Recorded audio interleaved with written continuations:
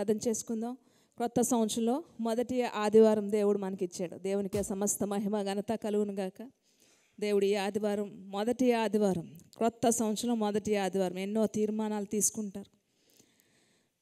ఎన్నో ఈ క్రొత్త సంవత్సరంలో నేను ఎలా ఉండాలి, అలా ఉండాలని ఎన్నో ఎన్నో ఎన్నో మాటలు చెప్తారు. ఏదైనా సరే మనం అనుకున్నది మనం చేయలేం, కానీ మనం ఎప్పుడైతే దేవుని మీద ఆధారపడతామో చివరి వరకు మనల్ని నడిపించేవాడు ఆయనే. హల్లెలూయా హల్లెలూయా అనేటప్పుడు హల్లెలూయా అనాలండి. హల్లెలూయా అనేది చాలామంది అంటారు, పలానా సందర్భాన్ని బట్టి చెప్పాలి, సందర్భాన్ని బట్టి దేవుని స్తుతించాలి. సందర్భాన్ని బట్టి కాదు, దేవుని స్తుతించడానికి ఒక అదుపు, ఒక లిమిట్ అనేది బైబిల్లో ఎక్కడా లేదు. నిత్యము ఆయన స్తుతించాలి అని ఉంది కదండి. బైబిల్లో నిత్యము ఆయన స్తుతించాలి అని ఉంది. దేవుని స్తుతించడానికి, హల్లెలూయా చెప్పడానికి ఎక్కడా కూడా కట్టుబాట్లు, రిస్ట్రిక్షన్స్ అనేవి ఎక్కడా లేవు బైబిల్లో. స్తుతి హల్లెలూయా అనేదంట గొప్ప విశ్వాస ధ్వని అట. హల్లెలూయా అనే మాట ఒక విశ్వాసి ధ్వని. అది నిత్యము మనం చెప్పాలి. ప్రతి సమయంలో, సమయం అనక అసమయం అనక దేవుని స్తుతించాలి. కీర్తనల ఆఖరి గ్రంథంలో చూస్తే గనక నిత్యము ఆయన స్తుతించాలి. స్తుతి కోసమే రాసి ఉంటుందండి. హల్లెలూయా అనేది ఒక విశ్వాసికి ధ్వని. ధ్వని గుండెల్లో, గుండె నిండా కూడా స్తుతి ధ్వని అనేది మన జీవితంలో ఉండాలి. ఆయన ఎంత గొప్పవాడు. ఒక అన్యుడట ఒక సండే స్కూల్ పాపను అడిగాడట, దేవుడు ఎలా ఉంటాడు, ఆయన ఆకారం ఎలా ఉంటుంది, గొప్పవాడిగా ఉంటాడా, పెద్దవాడిగా ఉంటాడా, చిన్నవాడిగా ఉంటాడా దేవుడు అని ఒక చిన్న పాపను అడిగాడంట. చిన్నవాడిగా ఉంటాడా లేకపోతే ఆయన పెద్దవాడిగా ఉంటాడా, ఆయన ఆకారం ఎలా ఉంటుంది అంటే ఆ చిన్న పాప చెప్పిందంట, ఆయన రెండు విధాలుగా ఉంటాడని చెప్పిందంట. అదెలా సాధ్యం, ఆయన ఆకారం పెద్దదిగానైనా ఉండాలి, చిన్నదిగానైనా ఉండాలి, రెండు విధాలుగా ఉండడం అది ఎలా సాధ్యం అంటే ఆ పాప చెప్తుందండి, ఆయన పెద్దవాడిగా ఉంటాడు.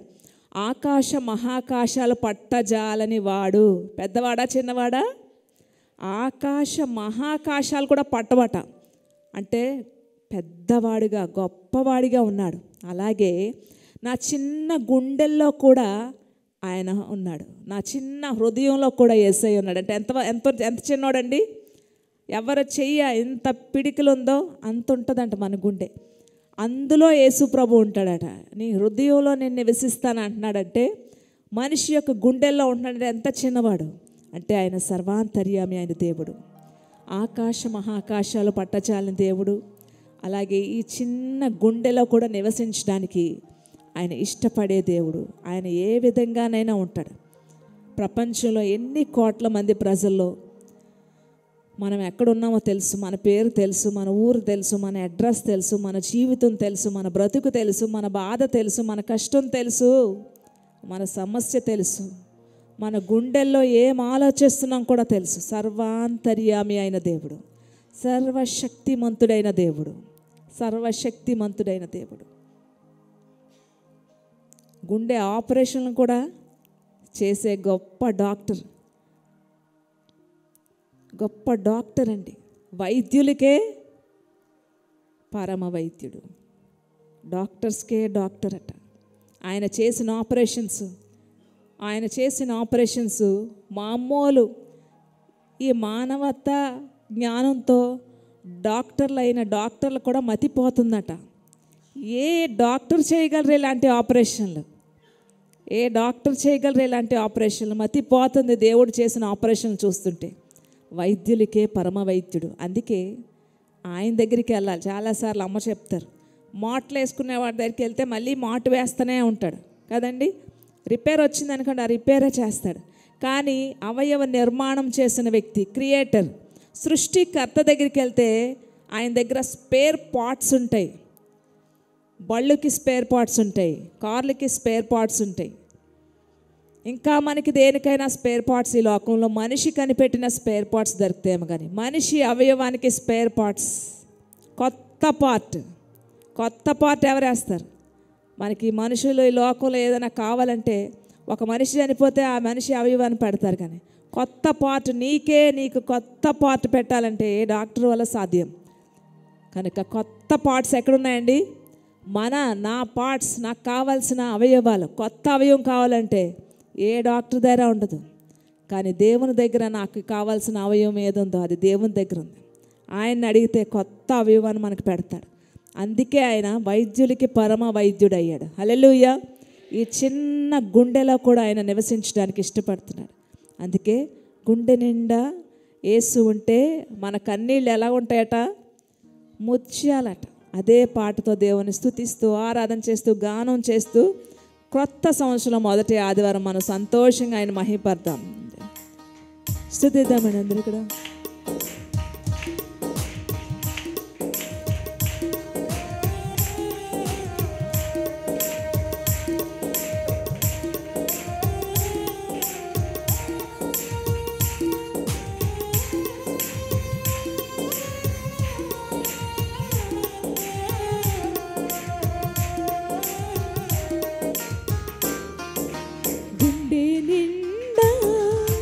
యేసు ఉంటే కన్నీళ్ళే ముత్యాలు,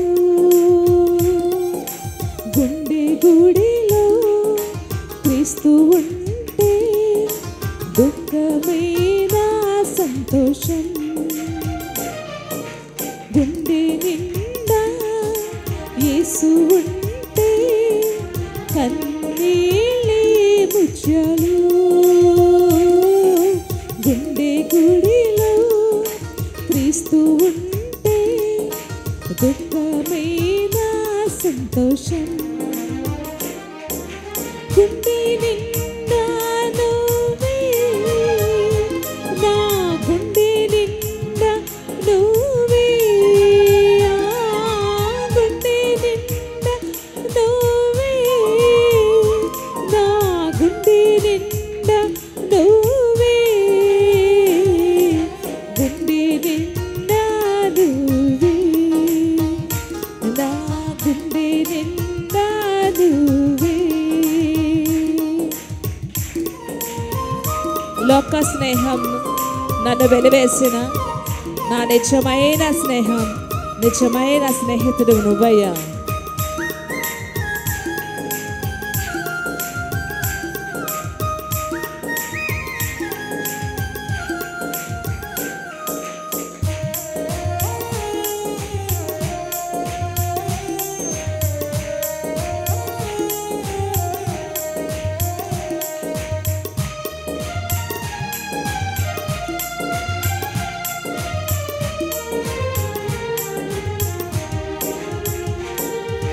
లోక స్నేహం వెలివేసిన నువ్వే నా నేస్తం, నా హృదయం చెప్పేదొక్కటే, గుండె నిండా నువ్వే. లోక స్నేహం వెలివేసిన నువ్వే నా నేస్తం, హృదయం చెప్పేదొక్కటే, గుండె నిండా నువ్వు. చెప్తామండి, గుండె నిండా, గుండె నిండా నువ్వే, నా గుండె నిండా నువ్వే, గుండె నిండా నువ్వే, నా గుండె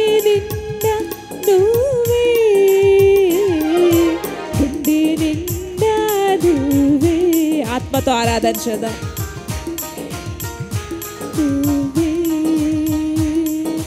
గుండె నిండా యేసు ఉంటే కన్నీళ్ళే ముత్యాలు, గుండె గుడిలో క్రీస్తు ఉంటే దుఃఖమైన సంతోషం. లోక స్నేహం చిరకాలం నీ మదిలో ఉండాలని ఆశతో చెమ్మగిల్లిపోతున్న నా కన్నీళ్లతో నీకే స్తుతి గానాలు చేస్తున్నానయ్యా.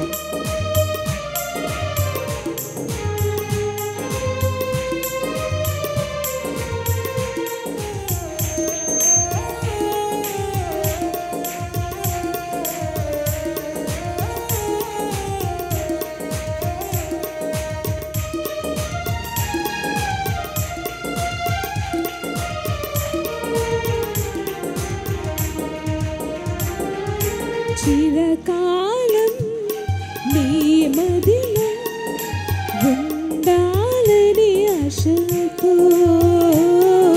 చెంబగిల్లే కళ్ళతోనే చేస్తున్న స్తోత్రం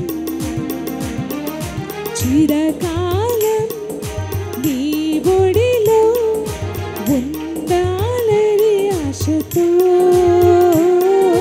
చెమ్మగిల్లే కళ్ళతోనే చేస్తున్న స్తోత్రం గుండె నిండా నువ్వే. ఆరాధన చేద్దామండి. ఆత్మతో ఆరాధన చేద్దాం. ఆత్మపూర్ణులమే ఆరాధన చేద్దాం. ఆత్మతో సత్యముతో ఆరాధన చేద్దాం. హృదయపూర్వకంగా ఆరాధన చేద్దాం. ఆరాధనకు వెళ్దాం. మొదటి ఆరాధన. గుండె నిండా నువ్వే, నా గుండె నిండా నువ్వే, గుండె నిండా నువ్వే, నా గుండె నిండా నువ్వే. హల్లెలూయా హల్లెలూయా హల్లెలూయా హల్లెలూయా హల్లెలూయా హల్లెలూయా హల్లెలూయా హల్లెలూయా హల్లెలూయా. చేతులు పైకేద్దాం, చేతులు పైకేద్దాం. మహారాజ్కి చేతులు పైకేద్దాం. హల్లెలూయా హల్లెలూయా హల్లెలూయా హల్లెలూయా హల్లెలూయా హల్లెలూయా. ఆత్మపూర్ణులే ఆరాధన. మొదటి ఆదివారం ఆత్మపూర్ణులే, ఆత్మతో సత్యముతో ఆయన ఆరాధన చేసేవారు. ఆత్మతో సత్యముతో ఆరాధన. హల్లెలూయా హల్లెలూయా హల్లెలూయా హల్లెలూయా హల్లెలూయా హల్లెలూయా హల్లెలూయా హల్లెలూయా హల్లెలూయా హల్లెలూయా హల్లెలూయా. అయ్యా మీ ఆత్మతో నింపండి. ఎవరైతే ఆత్మపూర్ణులై ఆరాధన చేస్తున్నారో, ఎవరైతే ఆత్మతో సత్యముతో ఆరాధన చేస్తున్నారు, మీ పరిశుద్ధాత్మ కృంభరింపు దయచేయండి ప్రభా. నీతిమంతుల మీద నాయన, నీతిమంతుల వేరు చిగుర్చును, నీతిమంతులకు వేరు కలదు, నీతిమంతులకు ప్రతిఫలము వచ్చును. హల్లెలూయా హల్లెలూయా హల్లెలూయా హల్లెలూయా. ఏక మనసుతో ఒకే స్వరంతో హల్లెలూయా హల్లెలూయా. ఏక మనసుతో వెళదాం. పరలోకం వెళ్ళి తండ్రిని దర్శించుకొని వద్దాం. ఆత్మపూర్ణులే ఆరాధన చేయాలి. ఆత్మపూర్ణులే ఏమనొస్తున్నారు? ఆత్మపూర్ణులే ఆరాధన చేయాలి. చైర్స్లో ఉన్నారు బ్రదర్స్. ఆత్మపూర్ణులే ఆరాధన చేయాలి.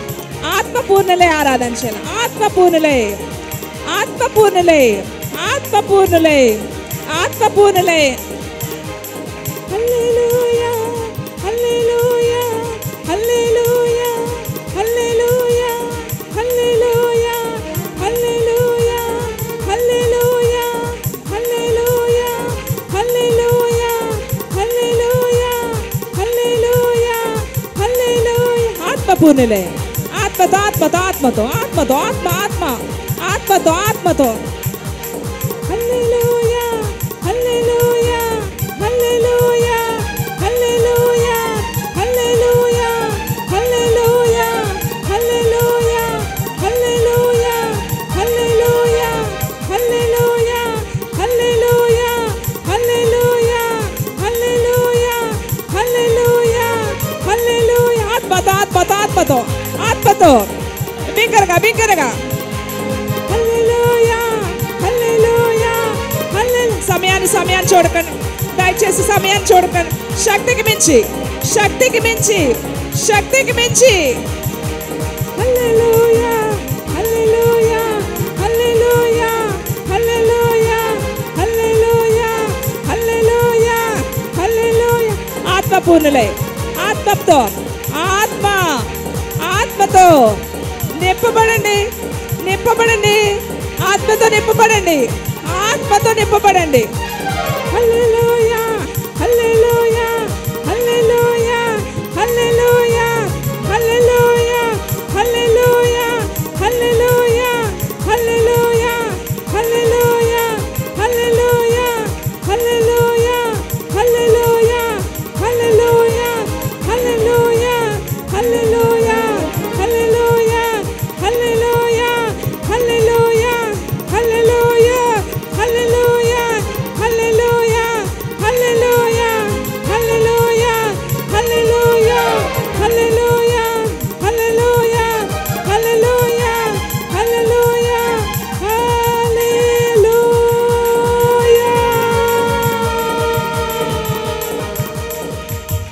బిగ్గరగా చెప్పండి, కొడదాం మహిపడదాం.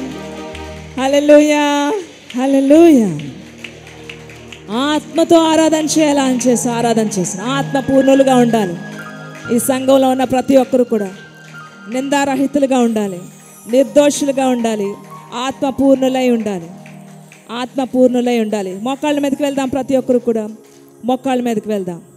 ఇలాగ మనం నిర్ణయించుకునేటప్పుడు సాతానుడు అనేకమైన అగ్ని బాణాలు మన మీద గురి పెడతాడు, అగ్ని బాణాలు మన మీద గురి పెడతాడు. నిందారహితులుగా ఉండాలి, ఆత్మ పూర్ణులుగా ఉండాలి, నీతిమంతులుగా ఉండాలి. ఈ సంఘానికి వస్తాను అనుకున్న వారు ఎవరైనా సరే ఇలాగ ఉండడానికి సిద్ధపడాలి. మార్పు లేని వారు మార్పు చెందాలి, పాపాన్ని ఒప్పుకొని విడిచిపెట్టాలి. మేము ఉంటాం కాబట్టి మీకు ఉండమని చెప్తున్నాం. అలాంటప్పుడు సాతాడు మనల్ని ఎవరిని టార్గెట్ చేయడు, ఎవరిని గురిపెట్టడు. ఎక్కడైతే దేవుని కొరకు పరిగెడతారో నీతిగా యథార్థంగా వాళ్ళని గురిపెడతాడు. చచ్చిపోయిన వాటినట వేటగాడు గురిపెట్టాడట. ఆ చచ్చిపోయినవి ఎప్పుడు చచ్చిపోయి ఉన్నాయి, అవి అక్కడే ఉంటాయిలే, వాటి వల్ల ఉపయోగం లేదు. ఇంకా దెబ్బ తగులుతున్నా సరే ఎగరడానికి ప్రయత్నిస్తాయి కదా. నిందలు, అవమానాలు, అన్యాయాలు, ఆ దెబ్బలు తగులుతున్నా ఇంకా దేవుని కొరకు పరిగెత్తాలి, ఎగరడానికి చూస్తారు కదా. అలాంటి వాళ్ళని టార్గెట్ చేయాలి. బ్రతికి ఉండి దేవుని కొరకు పరిగెడుతున్నాయి కదా, వాళ్ళని టార్గెట్ చేయాలని ట్రైనింగ్ ఇస్తాడు సాతానుడు. కనుక నిందారహితులుగా ఉండాలి, బైబిల్ని పాటించాలి, బైబిల్లో ఉన్న ప్రతి దాన్ని మనం నెరవేర్చాలి. దానికోసం ఈ లోకంలో మనం చాలా ఫేస్ చేయాల్సి వస్తుంది. సద్భక్తితో బ్రతకను ఉద్దేశించువారట. అర్థమవుతుందా ఈ మాటలు? ఈ మాటలు ఎక్కడా చెప్పరేమో, చెప్పినా చేయకపోవచ్చు. సద్భక్తితో బ్రతకను ఉద్దేశించువారు హింస, మన మీద అబద్ధాలు, మన మీద అన్యాయాలు, హింస పొందాలి. బైబిల్ చెప్తుంది, నువ్వు సద్భక్తితో నిజముగా దేవునిగా వెంబడించాలనుకుంటున్నావా? అగో సిలువ నీ కోసం రెడీగా ఉంది, దాన్ని మొయ్యాలి. నువ్వు సిలువ మొయ్యాలి.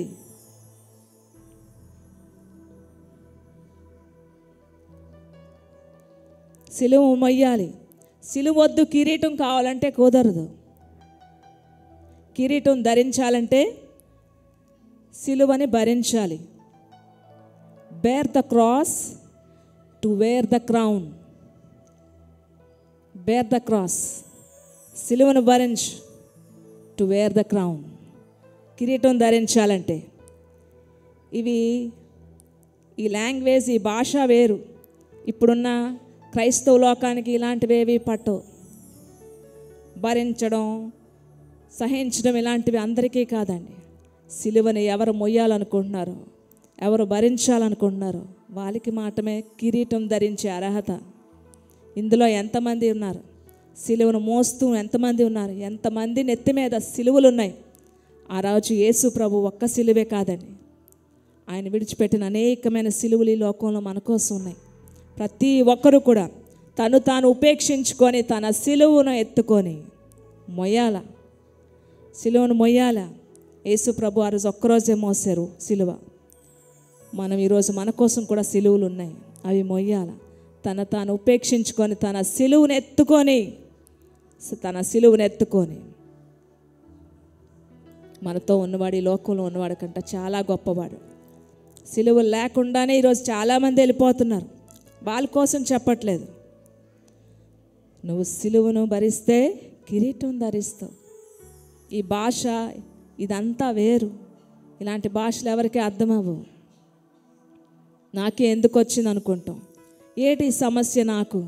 ఈ సమస్య కాకుండా ఇంకొక సమస్య వస్తే బాగుండే కదండి. ఇలాంటి సమస్య మీరు అనుకుంటారు, మేము అనుకుంటాం. మీకు వచ్చిన సమస్యలు మీకు, మాకు వచ్చిన సమస్యలు మాకు. అందరూ బాగున్నారు మేము అనుకుంటాం. ఏంటి మాకు ఈ పరిస్థితి? అందరూ చాలామంది పెద్ద పెద్దవాళ్ళు చక్కగా సేవ చేసుకుంటున్నారు, ఏ పరిస్థితి లేదు. అస్తమానం ఏంటి మాకు ఈ పరిస్థితి, ఏంటి ఈ సమస్య కాకుండా ఇంకేదన్నా బాగున్నా అని మాకు అనిపిస్తుంది.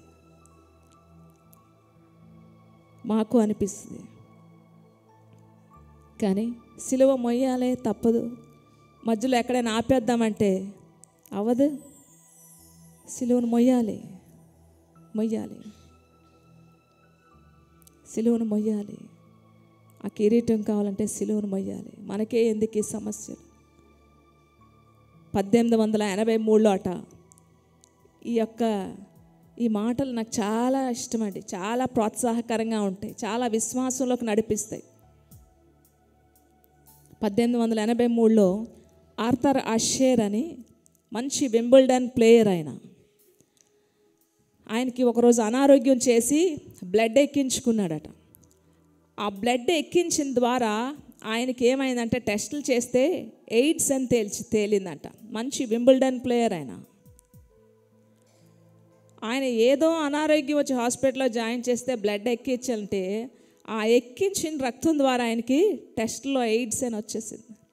ప్రపంచమంతా ఆయన యొక్క అభిమానుల నుంచి, విలేకరుల నుంచి మెయిల్స్ వచ్చినాయి, ఎన్నో మెయిల్స్ వచ్చినాయి. అయ్యో ఆర్థర్, ఏంటి నీకేంటి ఇలా జరిగింది, ఎందుకు ఇలాగా అయ్యో అనుకొని ఎంతోమంది సానుభూతితో ఆయన అభిమానులు అందరూ కూడా ఆయన ప్రేమిస్తూ ఆయనకి ఎన్నో మెయిల్స్ రాశారు. అందులో ఒక మెయిల్ ఆయన చదివాడట. అందులో ఒక మెయిల్ ఆయన చదివి ఏమని ఉందంటే, ఆర్థర్, ఇంత భయంకరమైన వ్యాధికి దేవుడు నిన్ను ఎందుకు అప్పగించాడు? ఇంత భయంకరమైన వ్యాధికి దేవుడు నిన్నే ఎందుకు కోరుకున్నాడు అని ఆ మెయిల్ చదివి చాలా ఆశ్చర్యం అనిపించిందంట. ఆశ్చర్యం అనిపించి తిరిగి ఈయన మెయిల్ పెట్టాడు. ఏమని? 5 కోట్ల మంది టెన్నిస్ ఆడితే 5 కోట్ల మంది టెన్నిస్ ఆడడం మొదలు పెడితే 5 లక్షల మంది మాత్రమే ప్రొఫెషనల్స్కి వెళ్ళారట. వారిలో 50,000 మంది మాత్రమే సర్క్యూట్ దశకి వెళ్ళారంటండి. 5 లక్షల మందిలో 5 కోట్ల మంది ఆడితే 5 లక్షల మంది, 5 లక్షల నుంచి 50,000 మంది. ఆ 50,000 మందిలో 5,000 మంది మాత్రమే గ్రాండ్ స్లామ్కి చేరుకున్నారట. వారిలో 50 మంది మాత్రమే వింబుల్డన్కి చేరుకున్నారట. ఆ 50 మందిలో మాత్రమే 2 సెమీఫైనల్స్కి వెళ్ళారట.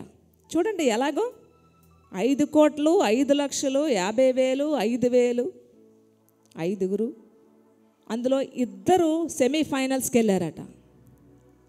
ఆ 2లో ఫైనల్ దశకి చేరుకొని వింబుల్డన్ ఆ బహుమానాన్ని అందుకొని ఆ టైటిల్ అందుకునే ఆ 2లో మొదట వ్యక్తిని నేనే. అప్పుడు నేను దేవుడిని ప్రశ్నించలేదే, దేవా 5 కోట్ల మందిలో నన్నే ఎందుకు ఎన్నుకున్నావు? ఈ టైటిల్ ప్రపంచవ్యాప్తంగా ఈ వింబుల్డన్ టైటిల్కి నన్నే ఎందుకయ్యా ఎన్నుకున్నావు 5 కోట్ల మందిలో అని నేను ప్రశ్నించలేదు. నేను ఈ అనారోగ్యానికి నన్నే ఎందుకున్నావు నేను ఎలా ప్రశ్నించగలను అని అద్భుతమైన మెయిల్ తిరిగి పెట్టాడంటే, దేవుడు ఆశీర్వాదాలు ఇస్తేనేనా? యోబు ఏమంటున్నాడు? దేవుడు మనల్ని ఆశీర్వదిస్తేనేనా? ఏం మన కష్టాలు అనుభవించడానికి కాదా? కష్టాలు అనుభవించినప్పుడు మనం దేవుని దూషిస్తామా? ఆశీర్వదిస్తున్నప్పుడు దేవునికి సాక్ష్యం చెప్పి దేవుని పొగుడతామా? ఎంత మంచి మాట కదండి. ఆర్థర్ అషేర్ ఎంత చక్కగా మెయిల్ పెట్టాడు. ఈ అనారోగ్యానికి 5 కోట్ల మందిలో నాకు వింబుల్డన్ టైటిల్ ఇచ్చి ప్రపంచవ్యాప్తంగా నన్ను ఉన్నత స్థాయిలో ఉంచిన ఆ దేవుడిని నేను ప్రశ్నించలేనప్పుడు, నా కష్టకాలంలో కూడా నేను ప్రశ్నించిన దేవుడిని నన్నే ఎందుకు ఈ రోగానికి ఎన్నుకున్నావు, ఈ భయంకరమైన సమస్యకి నన్నే ఎన్నుకున్నావు అని ప్రశ్నించను.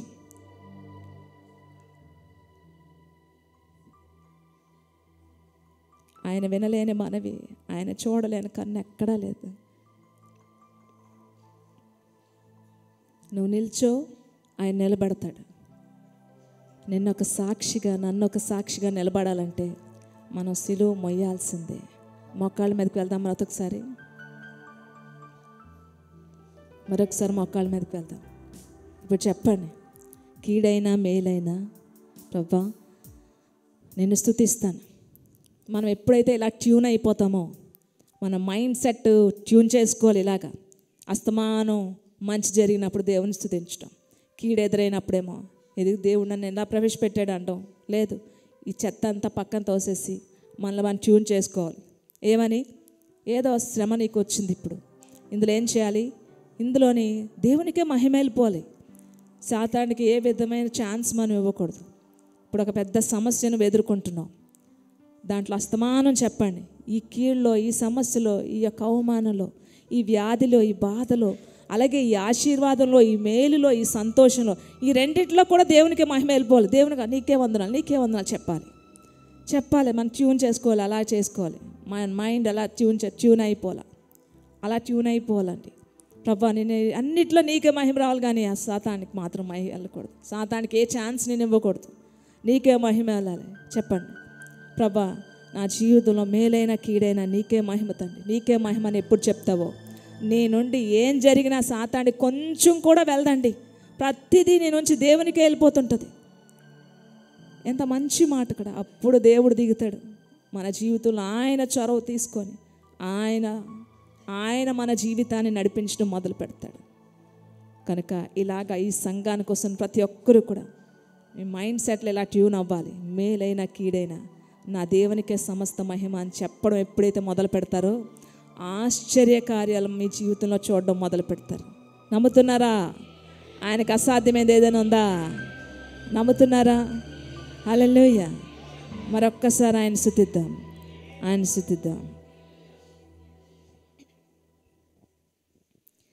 నీవు లేని చోటేది యేసయ్యా,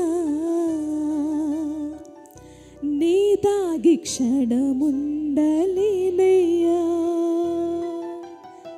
నీవు చూడని స్థలమేది యేసయ్యా, కనుమరుగై నేనుండలేనయ్యా. నీవు లేని చోటేది యేసయ్యా,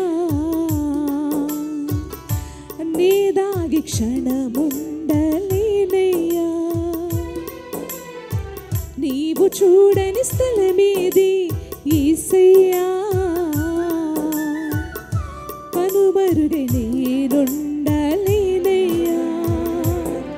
నీవు వినని మనవేది యేసయ్యా, నీవు తీర్చని బాధ ఏది యేసయ్యా.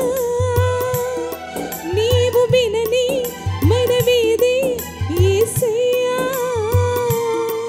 నీవు తీర్చని బాధ ఏది యేసయ్యా. చేతులెత్తి నీవుంటే నా వెంట అది చాలయ్యా, నీవుంటే నా వెంట అది చాలయ్యా, నీవుంటే నా వెంట అది చాలయ్యా, నీవుంటే నా వెంట అది చాలయ్యా. నీవు లేని చోటు, నువ్వేనని మనవి ఏదైనా ఉందా? కనుక ఇక్కడున్న ప్రతి ఒక్కరూ కూడా నువ్వేదైనా భయంకరమైన కష్టంలోకి వెళ్తే ఒక సంతోషాన్ని, దేవుడు నీ జీవితంలో చేసిన అద్భుతాన్ని జ్ఞాపకం చేసుకో. దానికి విడుదల ఇచ్చిన దేవుడు దీనికి కూడా ఇస్తాడు. దేవుడు విడుదల అని అప్పుడు నీ విశ్వాసంలో జారిపోకుండా స్థిరంగా ఉంటారు.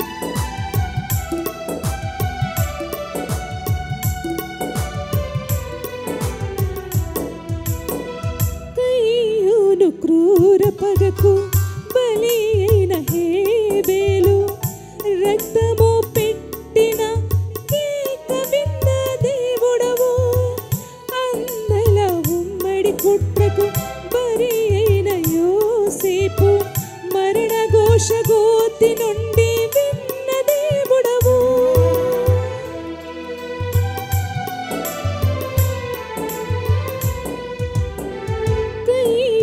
క్రూర పగకు బలి అయిన హేబేలు, రక్తము పెట్టిన కేక విన్న దేవుడవు, అందల ఉమ్మడి కుట్రకు గురి అయిన యోసేపు, మరణ ఘోష గోతి నుండి విన్న దేవుడవు. చెవియొగ్గి నా మొరను యేసయ్యా, నీవు వినకుంటే బ్రతుకలేనయ్యా. చేతులు చెవియొగ్గి నా మొరను ఆయన వైపు చాపాలి. నీవు వినకుంటే నీ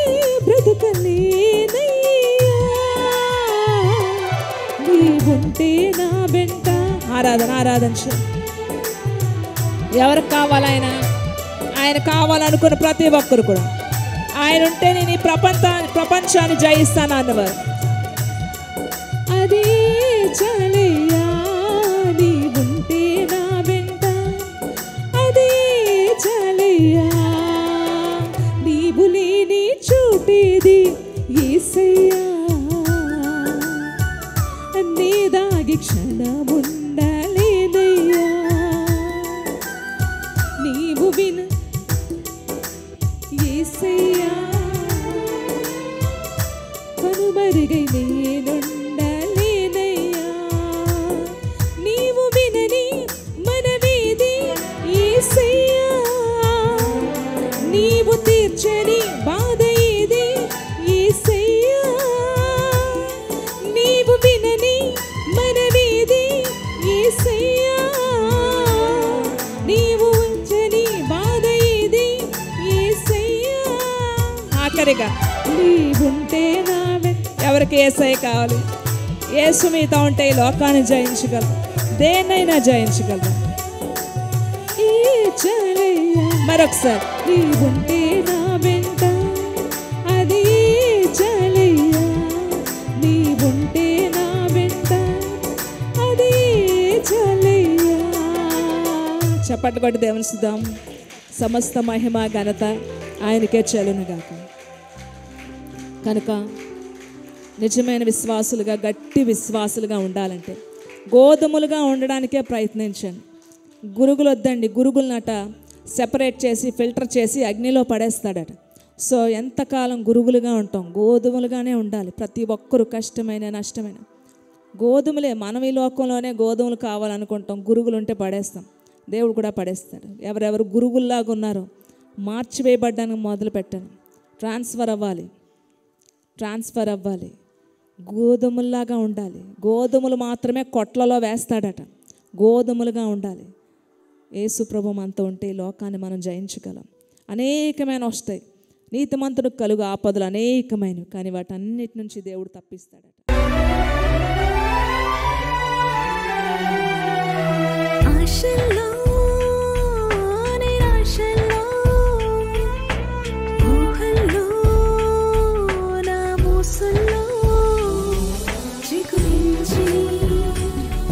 నా జీవితం